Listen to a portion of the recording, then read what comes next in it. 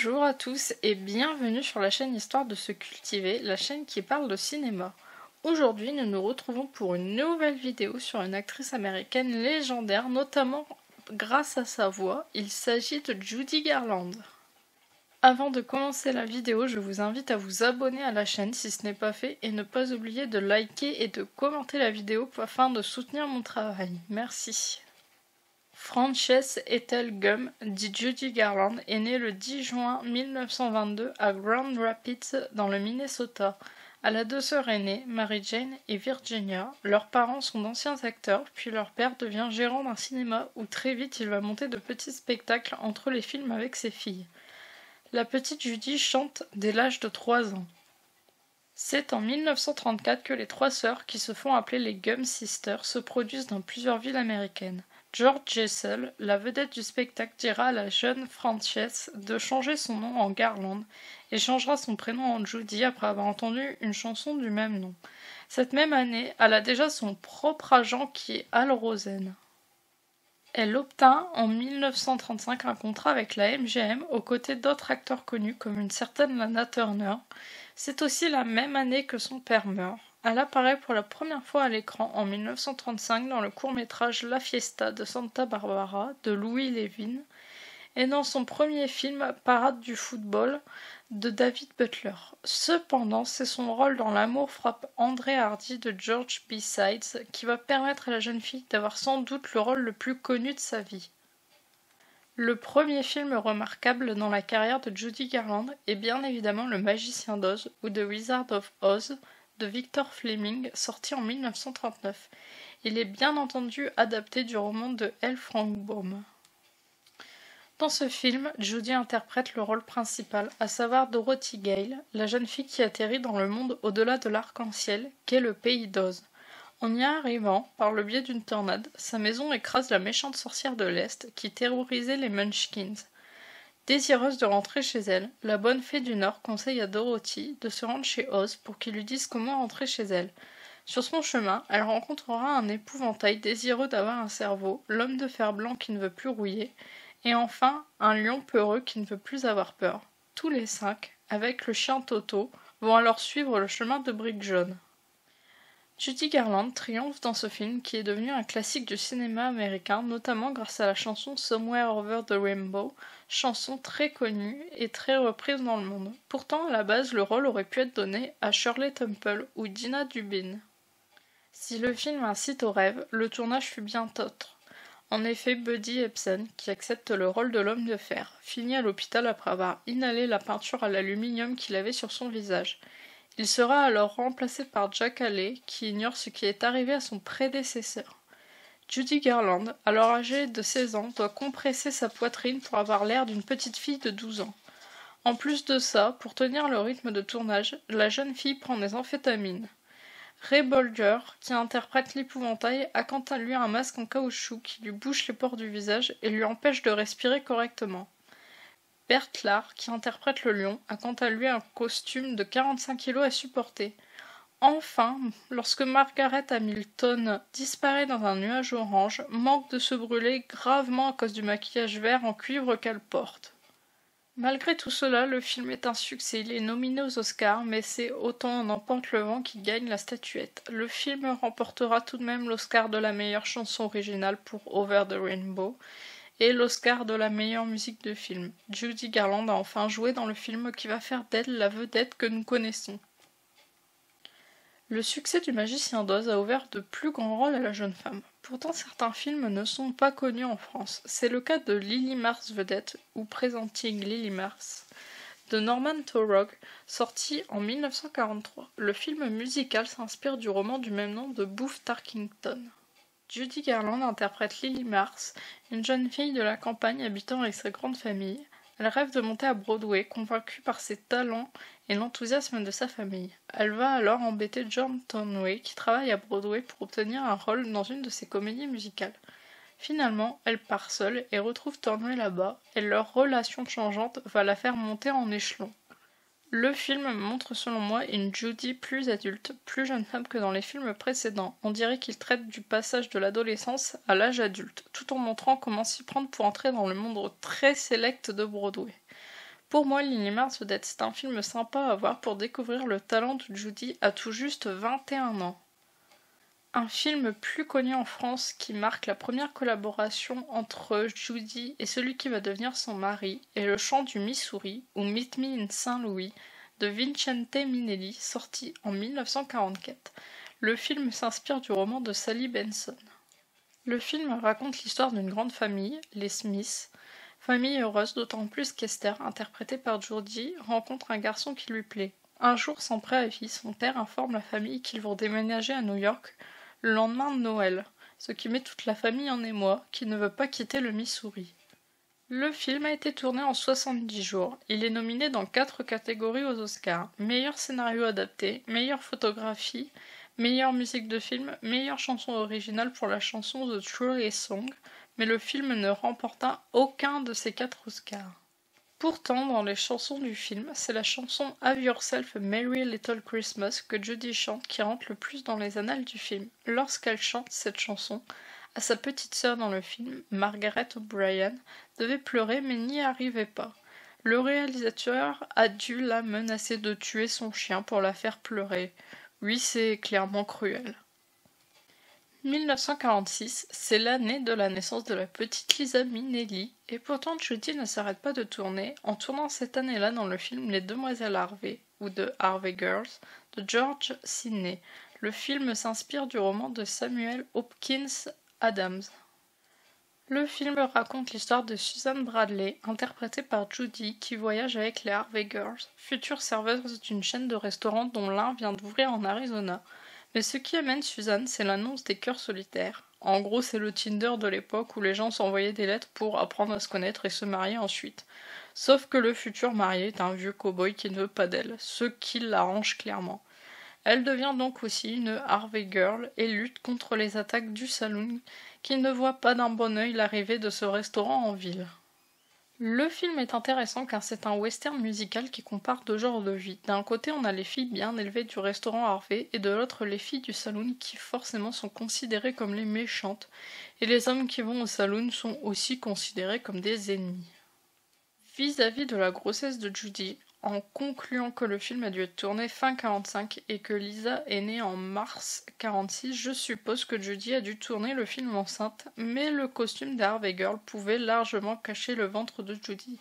C'est pour ça qu'on ne se rend compte de rien dans le film. En 1948, Judy retrouve le partenaire de ses débuts, à savoir Gene Kelly dans le film musical Le Pirate ou The Pirate de Vincente Minnelli. Le film s'inspire de la pièce de S.N. Berman.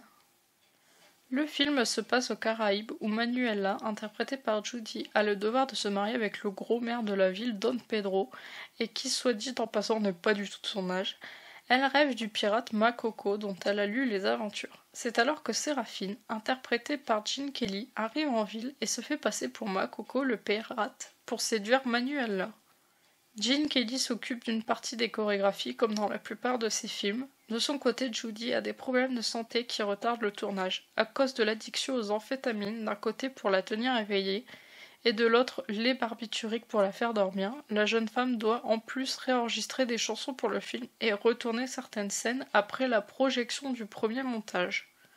Le film musical n'en est pas moins un bon film, rien ne transparaît à l'écran, Judy toujours aussi sublime que dans les autres films, toujours sa voix unique, et Gene Kelly lui donnant la réplique avec ses chorégraphies et acrobaties toujours aussi spectaculaires.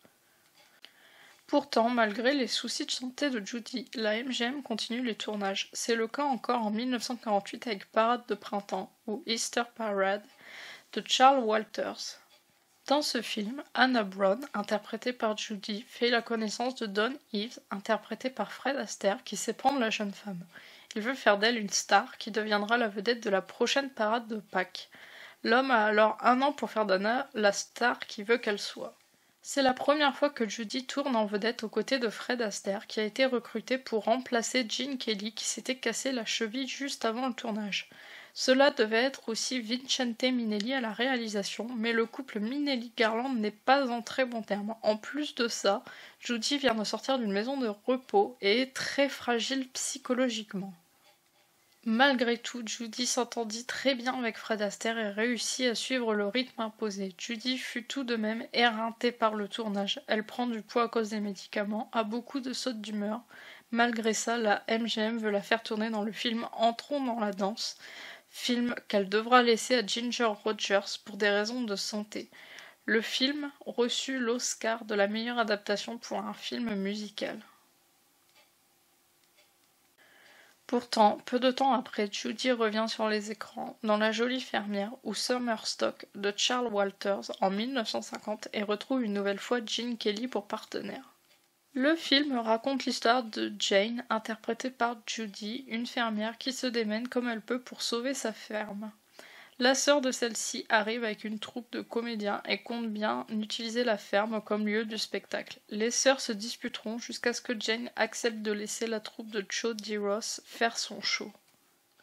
Le film met en vedette les deux têtes d'affiche à travers de nombreux numéros de danse quand Gene Kelly danse sur la table ou avec un journal, la chanson You Wonderful You qu'ils exécutent ensemble, mais surtout le fameux Get Happy de Judy qui est la scène la plus connue du film, où Judy apparaît éblouissante dans ce numéro.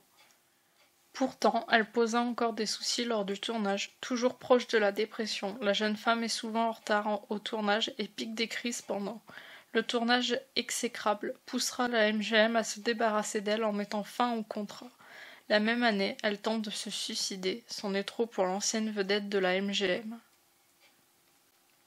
Après une pause bien méritée, Judy Garland revient au cinéma dans le fameux Une étoile est née ou A Star is Born de George Cukor, sorti en 1954. Le film est un remake de la première version de William A. Williams de 1937.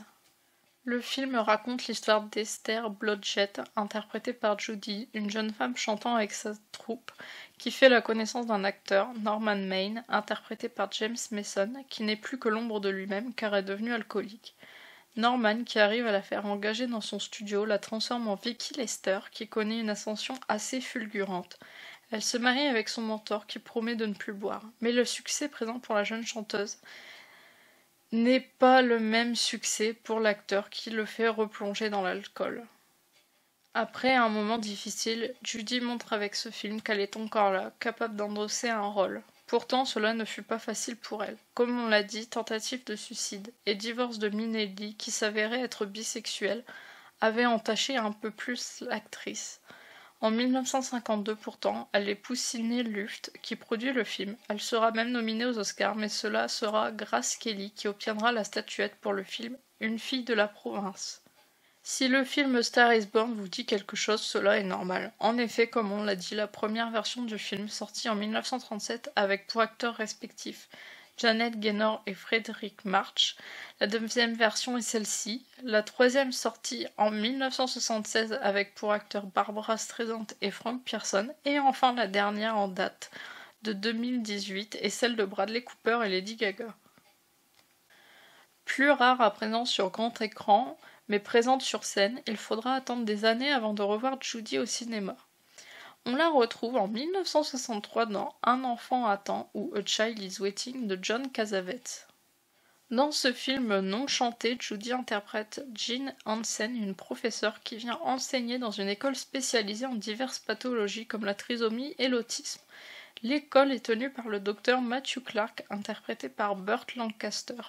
Jean se prend très vite d'affection pour Reuben, un élève qui refuse l'éducation donnée par le docteur dans l'école. Jean et le docteur vont alors confronter leur point de vue de l'éducation vis-à-vis de ce genre de pathologie et voir ce qui conviendrait le mieux à l'enfant. Malgré une histoire intéressante et un casting en or, le film est un échec commercial, en espérant qu'aujourd'hui ce film refasse surface et qu'il soit jugé à sa juste valeur. D'autant plus qu'il est rare de voir Judy dans un rôle dramatique non chanté. Le dernier film dans lequel Judy apparaît est L'ombre du passé ou I Could Go On Singing de Ronald Neame, sorti en 1963.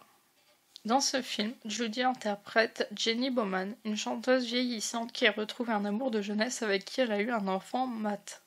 Il était convenu entre les deux parents que cela soit le père, interprété par Dirk Bogarde, qui garde l'enfant, mais Jenny a fait la connaissance de son fils et est désireuse de le voir de plus en plus et de l'entraîner avec elle dans ses frasques, ce que le père désapprouve.